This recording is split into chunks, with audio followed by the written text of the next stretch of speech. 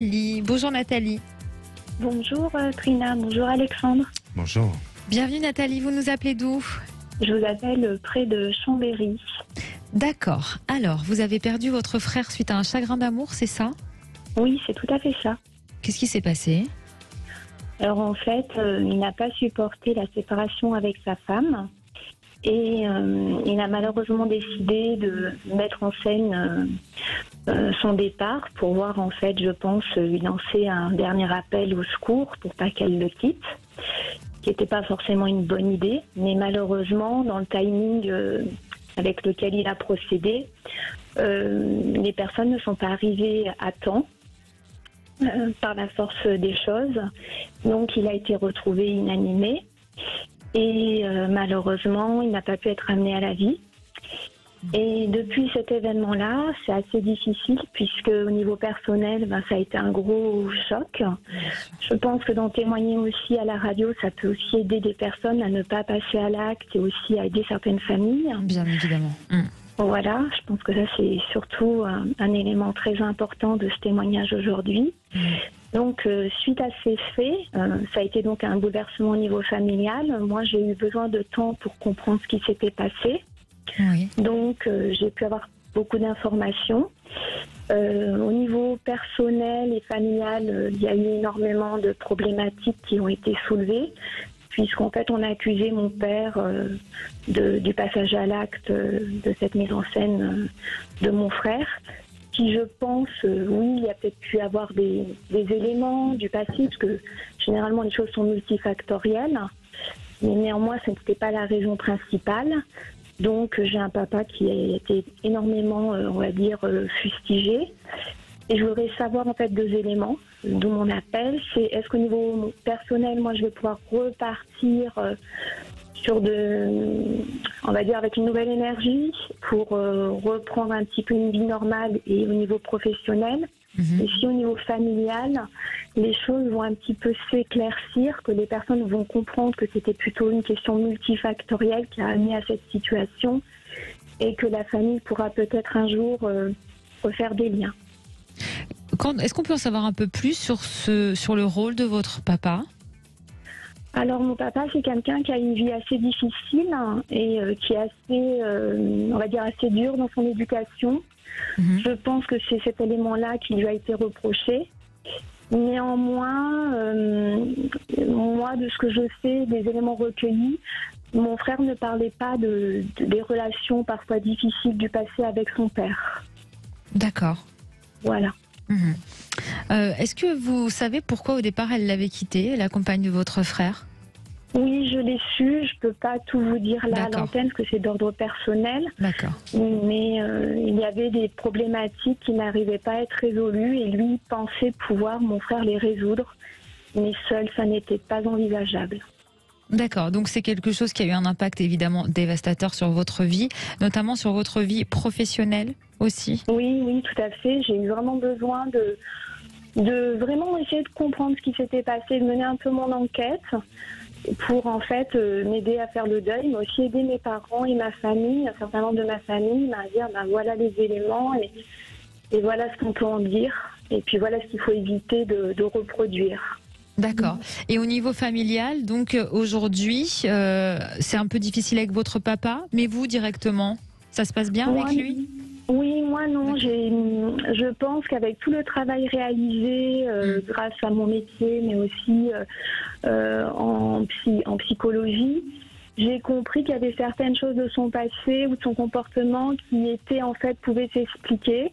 On peut pas changer des gens du jour au lendemain. Il faut vraiment qu'ils aient envie et c'est pas toujours facile de changer d'habitude et de manière d'être. Donc moi je suis restée en contact. Je suis la seule à être restée en contact avec mes parents et à les épauler. D'accord. Et parce que je pense que fallait comprendre que déjà que dans une famille, quand il y en a un qui est en détresse, il faut pas le laisser seul. Et je me suis dit, il faut absolument pas refaire la même erreur. Bien évidemment, ça c'est sûr que vous en avez tiré les conclusions, évidemment.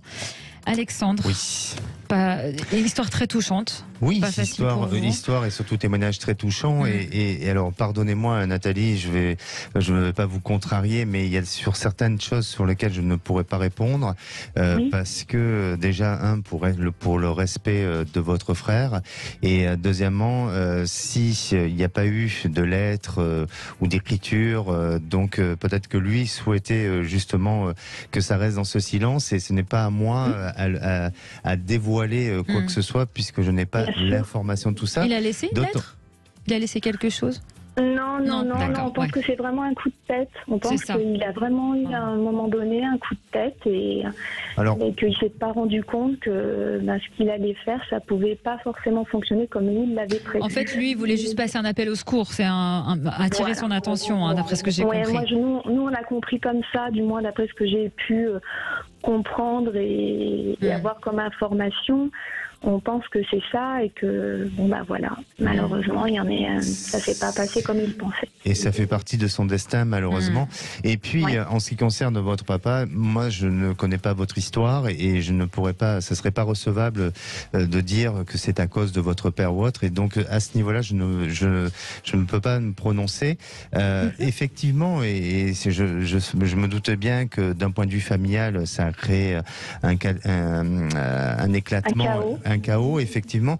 Mais je ressens qu'à la fois, ça a permis aussi, dans ce deuil, dans cette fragilité, dans cette difficulté, ça a permis de se poser les bonnes questions. Et ce que je ressens d'aujourd'hui, c'est que ça a permis, peut-être pas pour tout le monde, mais pour certaines personnes de l'entourage familial, à peut-être réagir, peut-être à se reprendre en main, à peut-être essayer de faire quelques efforts, et puis peut-être aussi à diviser certaines choses pour éviter justement de rester dans des relations superficielles ou dans des non-dits, dans des choses comme ça. Donc oui, ça a été compliqué, ça a été difficile, mais je dirais que pour moi, j'ai une interprétation des choses qui soit, je dis pas que ça a été favorable cet acte-là, pas du tout, mais ça a amené à un changement, ça a amené à d'autres prises de conscience et ça a amené aussi à réfléchir sur la vie différemment et autrement, et peut-être si votre père s'est senti concerné, à réfléchir aussi pour lui et de ce qu'il a pu faire et de son côté, voilà, et de ce qu'il a pu faire et de ce qu'il n'a pas pu faire. Mais en tous les cas, de ce qui semble apparaître au niveau de la mémoire familiale, je sens que il y a eu une scène où il y a eu une situation qui s'est produite auparavant dans les générations anciennes.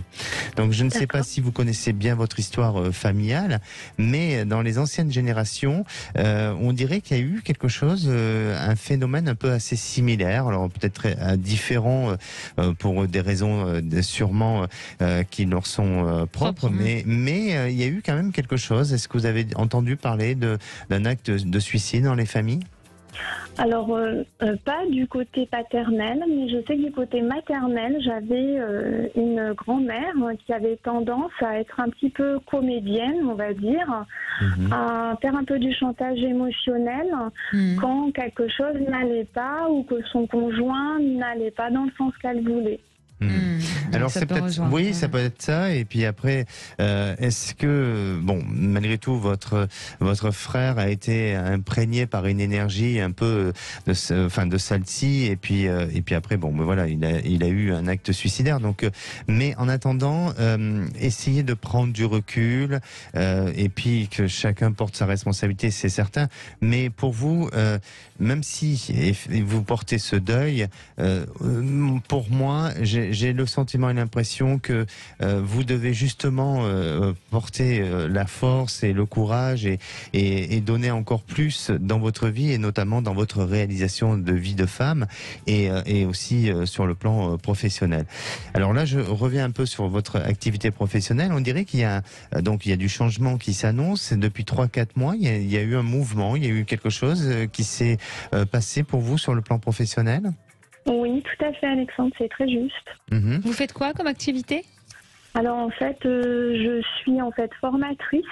Oui. Et en fait, j'ai travaillé dans ce domaine-là il y a quelques années. Donc là, en effet, j'ai des nouveaux contacts. Et ensuite, je me suis intéressée un petit peu à tout ce qui était les médecines un petit peu parallèles, médecine douce. Donc, je suis un petit peu à la croisée des chemins pour me dire, voilà, est-ce que je fais une seule partie ou est-ce que, au bout de compte, à la fin du compte, peut-être que la deuxième partie va venir s'ajouter en termes du développement professionnel. Mais je pense, et peut-être que à la suite justement de cet événement familial, ça vous a amené à aller vers de l'accompagnement et d'aider les autres, et c'est ce que vous allez faire, et progressivement votre activité prend forme, ou en tous les cas elle s'installe vers quelque chose de stable, vers quelque chose qui va vous amener à plus d'épanouissement, à plus de réalisation, et à vous affirmer aussi. Et vous verrez que parfois il y a des moments où ça peut être un peu dur, un peu difficile et aléatoire, mais progressivement, vous allez vers une réalisation professionnelle qui vous correspond et pour laquelle vous avez véritablement choisi. Donc, continuez dans ce chemin-là. Je vous remercie beaucoup pour votre éclairage. C'est nous qui vous remercions. C'est nous qui vous remercions, Nathalie, pour votre témoignage précieux. Vraiment. Merci beaucoup. Merci à bientôt, à Nathalie. Au revoir.